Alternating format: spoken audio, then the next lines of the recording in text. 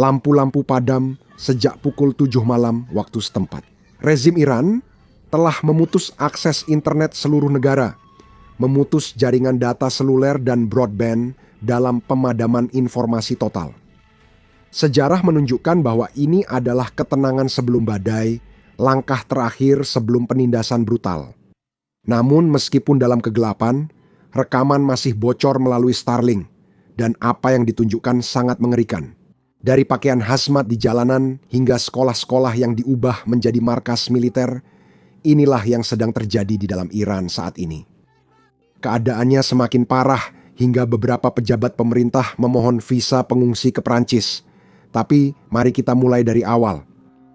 Saat ini sedang terjadi pemadaman internet total di dalam Iran, dan banyak orang bisa menebak apa yang akan terjadi selanjutnya. Ini pemadaman ketiga dalam sejarah negara itu. Saatnya kita berdoa untuk para pengunjuk rasa.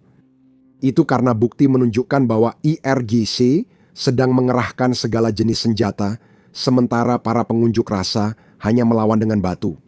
Diperkirakan, pasukan rezim akan menggunakan tekanan maksimum, termasuk membunuh puluhan pengunjuk rasa dalam upaya untuk menghancurkan protes tersebut. Tidak hanya internet rumah, data seluler dan broadband juga dimatikan. Pemadaman ini membantu rezim mengisolasi masyarakat dari berita, memutus komunikasi penting, dan menundukkan mereka pada propaganda pemerintah. Di masa lalu, setiap kali akses internet di Iran diblokir, rezim tersebut melanjutkan dengan membunuh ratusan pengunjuk rasa.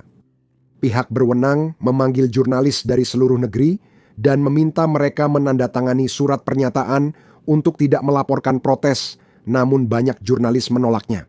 Namun karena itu, mereka menerima ancaman penangkapan jika terus melaporkan situasi tersebut. Orang-orang yang pernah melihat penanganan rezim terhadap pengunjuk rasa kini langsung mengimbau pasukan keamanan, pada dasarnya untuk meletakkan senjata agar tidak menyerang warga negara mereka sendiri. Ini juga termasuk putra mantan Syah Iran yang menyampaikan pesan ini. Pesan ini ditujukan langsung kepada angkatan bersenjata dan pasukan keamanan Iran. Kalian yang mengenakan seragam militer untuk membela bangsa Iran, dan yang sekarang sedang menghadapi pilihan bersejarah, yaitu pilihan. Pada saat rakyat Iran yang berani dan bersatu sedang membangun dan menulis sejarah. Pertanyaan saya untuk Anda? Adalah, Di pihak mana dalam sejarah Anda akan berdiri? Bersama para penjahat atau bersama rakyat? Masalahnya sekarang bukan lagi apakah Republik Islam, rezim yang korup dan represif ini akan jatuh atau tidak? Satu-satunya masalah adalah kapan kejatuhannya terjadi dan waktunya kini lebih dekat. dalam momen-momen penulisan ini, Dalam momen-momen penentuan ini, saya berharap kalian kembali ke pelukan bangsa dan gunakan senjata kalian bukan untuk menembak rakyat, tapi untuk melindungi mereka. apakah kamu bekerja melindungi mereka? Seperti yang kalian tahu, meliput aksi protes di YouTube adalah tugas yang sangat berisiko karena YouTube sering membatasi video-video seperti ini. Jadi, kalau bisa, bantu kami dengan tekan tombol subscribe di bawah. Itu sangat berarti. Sekarang, mari kita lanjut ke pesan dari Putra Syah. Dia juga mengajak rakyat Iran untuk keluar tepat pukul 8 malam waktu setempat pada tanggal 8 Januari. Jelas, Ayatollah sangat khawatir dengan waktu ini, dan itulah sebabnya pemadaman internet dimulai sekitar 1 jam sebelum pukul 8 malam sebelum waktu tersebut. Warga juga mulai menerima pesan intimidasi langsung dari polisi rezim. Pesan tersebut secara terbuka mengancam orang-orang dengan penuntutan dan dakwaan pidana hanya karena berada di dalam grup yang terkait dengan protes dan menyampaikan pandangan yang berseberangan. Pesan itu juga memerintahkan warga untuk berhenti ikut serta dalam perkumpulan umum dengan peringatan bahwa setiap keterlibatan akan dianggap sebagai tindak pidana. Ini bukan penegakan hukum, ini adalah intimidasi politik. Republik Islam kini memakai ancaman kolektif, pengawasan digital, dan pesan menakut-nakuti guna membungkam masyarakat. Rezim yang mengancam rakyat lewat pesan teks adalah rezim yang kehilangan kendali. Dan rakyat Iran tidak ingin hidup di negara seperti itu.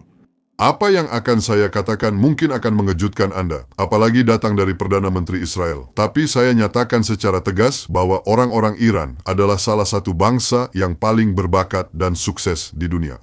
Tentu saja ada satu hal penting saat mereka meninggalkan Iran. Anda bisa melihat di Silicon Valley para pengusaha keturunan Iran di antara para pendiri dan Chief Executive Officer Uber, eBay, Dropbox, dan banyak perusahaan luar biasa lainnya. Orang Iran cerdas dan inovatif. Jadi mengapa Iran begitu miskin? Mengapa pengangguran sangat tinggi? Jawabannya ada dalam dua kata.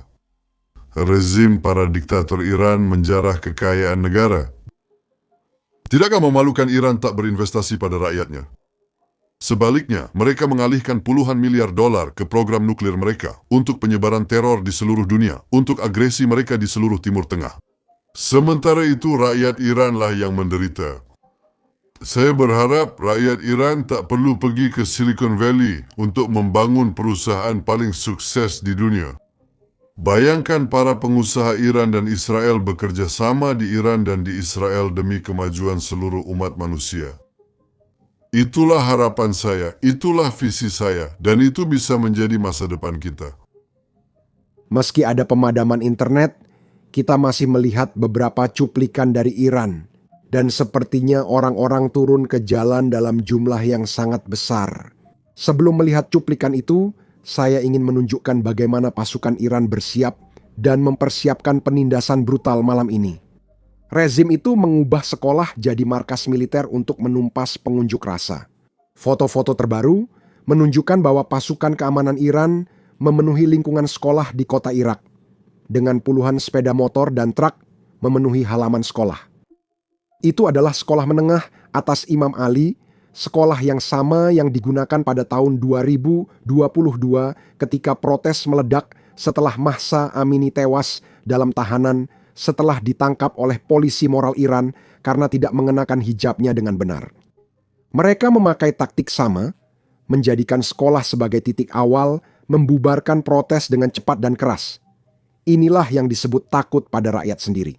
Di cuplikan lain, pasukan keamanan tampak memakai senjata tak konvensional untuk menghadapi pengunjuk rasa di beberapa kota. Video ini yang diperoleh oleh Iran International menunjukkan individu-individu yang mengenakan pakaian hazmat dan masker yang dirancang untuk bahan kimia berbahaya berada di atas kendaraan yang dikerahkan di jalanan. Dalam video tersebut, kita juga dapat melihat tanda segitiga kuning dengan garis tepi gelap yang menunjukkan peringatan bahan berbahaya di kendaraan itu. Di atas semua itu, selama beberapa hari terakhir, seiring dengan semakin meningkatnya momentum protes, kami telah melihat pasukan keamanan menggunakan senapan untuk menembak para pengunjuk rasa, dan kami juga melihat mereka memisahkan beberapa pengunjuk rasa dari kelompok dan memukuli mereka di depan kamera. Meski semua ini terjadi, orang-orang Iran tetap muncul pukul 8 malam dengan jumlah besar. Seperti yang saya sebutkan sebelumnya di video, kami masih menerima beberapa rekaman yang keluar dari Iran dan kemungkinan besar kami mendapatkan rekaman ini karena Starlink. Terminal Starlink saat ini ilegal di negara itu, namun orang-orang telah menyelundupkan ribuan hingga puluhan ribu terminal. Jadi, tentu saja jumlahnya masih jauh dari akses internet yang ada di Iran sebelumnya, tapi ada beberapa orang yang bisa mengakses internet karena Starlink. Dan merekalah orang-orang yang membagikan rekaman yang Anda lihat di layar Anda. Yang satu ini berasal dari ibu kota Iran, Tehran.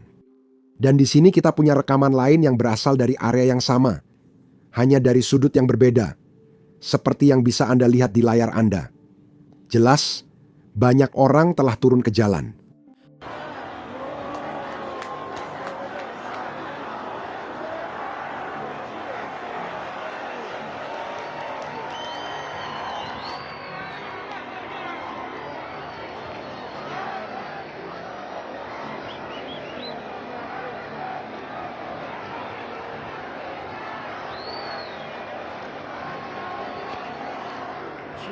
Kami juga melihat spanduk-spanduk bermunculan di sekitar kota yang bertuliskan slogan, "Sampai para mullah dikuburkan, tanah air ini tidak akan makmur." Dan tentu saja ada tren baru yang sedang berkembang di mana orang-orang khususnya perempuan Iran, pada dasarnya sedang mengasapi para ayatollah. Silakan lihat. Karena hal ini, tampaknya beberapa pejabat Iran sudah mulai merencanakan rencana cadangan. Harian Prancis melaporkan bahwa pejabat senior Iran telah mencari visa Prancis untuk keluarga mereka dalam beberapa hari terakhir. Pejabat tinggi dari kalangan reformis. Ini termasuk presiden yang tidak sepenuhnya berada di pihak ayatollah. Tapi dia juga tidak punya banyak kekuatan untuk melakukan banyak perubahan, jadi dia hanya berencana untuk pergi dengan damai sekarang. Baru-baru ini, ada pengumuman dari kelompok reformis di pemerintahan yang menurut saya belum kita bahas. Itu pengumuman tentang memberi 7 ke rakyat Iran supaya tidak protes. Ini hanya menunjukkan bahwa ada beberapa orang yang menyadari bahwa situasinya semakin buruk. Dan saya rasa itulah alasan mereka benar-benar mencoba menyuap orang agar tidak melakukan protes. Tapi jelas, 7 tidak cukup. Karena jika kita melihat orang-orang yang melakukan protes karena alasan ekonomi, mereka tidak akan puas dengan 7. 4 bulan jelas tidak cukup di negara seperti Iran, di mana situasinya terus memburuk setiap hari. Dan uang ini jelas tidak cukup bagi orang-orang yang menginginkan perubahan politik dan sosial di Iran. Dan inilah mengapa banyak orang Iran dengan benar menunjukkan kemunafikan dalam semua ini. Pada tahun 2025 saja, rezim Iran menyelundupkan sekitar $1 miliar ke Hizbullah. Dan sekarang mereka menawarkan 7 per bulan kepada warga mereka sendiri. Ini jelas menunjukkan salah satu alasan mengapa para pengunjuk rasa sangat tidak puas. Pemerintah Iran lebih mementingkan urusan luar negeri meski sebenarnya tak mampu. Mereka terus meneriakkan, matilah Amerika, matilah Israel, sementara sama sekali tidak membicarakan Iran. Dan itulah sebabnya para pengunjuk rasa sekarang meneriakkan, bukan Gaza, bukan Lebanon, hidupku untuk Iran. Data ekonomi dari Iran menunjukkan mengapa para pengunjuk rasa menginginkan seseorang yang akan fokus pada negara ini. 2025, sementara 40%. International Monetary Fund memperkirakan inflasi akan tetap di level itu pada 2026. Pengangguran di negara itu hampir 10% dan mata uangnya terus turun. Dan itu sangat buruk, karena Iran mengekspor minyak, tetapi mengimpor banyak barang yang dibutuhkan masyarakat dalam kehidupan sehari-hari mereka.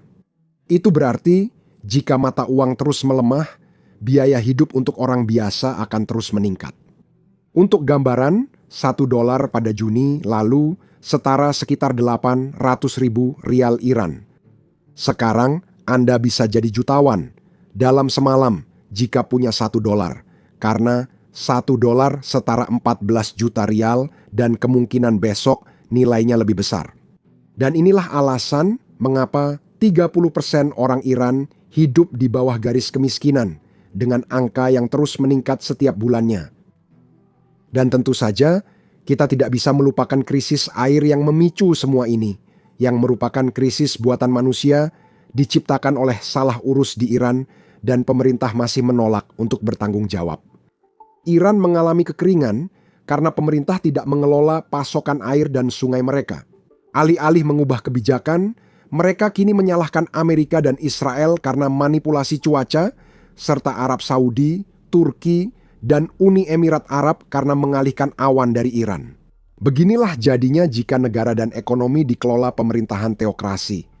Itu saja yang bisa saya sampaikan. Ini hari besar bagi Iran, kami akan segera merilis lebih banyak video. Nama saya Sam dan saya akan bertemu kalian di video berikutnya. Salah satu masalah membuat video seperti ini adalah menampilkan banyak serangan drone, meski tanpa korban manusia atau tentara Rusia. Dalam video, YouTube biasanya melakukan demonetisasi atau membatasi video kami. Bahkan, dalam seminggu terakhir, kami memiliki 4 video perang yang didemonetisasi menurut YouTube. Menampilkan serangan drone atau bahkan rekaman dari garis depan tidak ramah bagi pengiklan. Dan itulah sebabnya video-video tersebut dibatasi. Inilah kenyataan perang modern yang sedang dihadapi dan diupayakan oleh rakyat Ukraina. Kami percaya penting untuk meliput semua ini, karena itu kami meluncurkan platform dasar-dasar bisnis yang kami bangun sendiri tanpa batasan. Kami tidak perlu mengaburkan serangan drone, rekaman garis depan, atau pangkalan udara Rusia yang hancur. Kami juga tidak menayangkan iklan di situs tersebut. Dengan cara itu, kami tidak perlu menyensor diri sendiri hanya karena pengiklan tidak senang dengan apa yang kami liput. Kami tidak mendanai situs ini melalui iklan, kami mendanainya melalui dukungan Anda.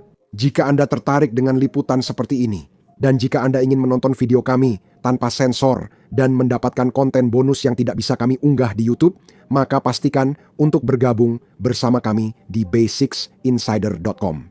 Klik tautan di deskripsi atau pindai kode QR di layar. Dengan bergabung, Anda dapat menonton semua konten yang sudah dan akan kami unggah. Selain itu, Anda juga akan mendukung liputan kami dan mendukung channel kami, jadi terima kasih banyak.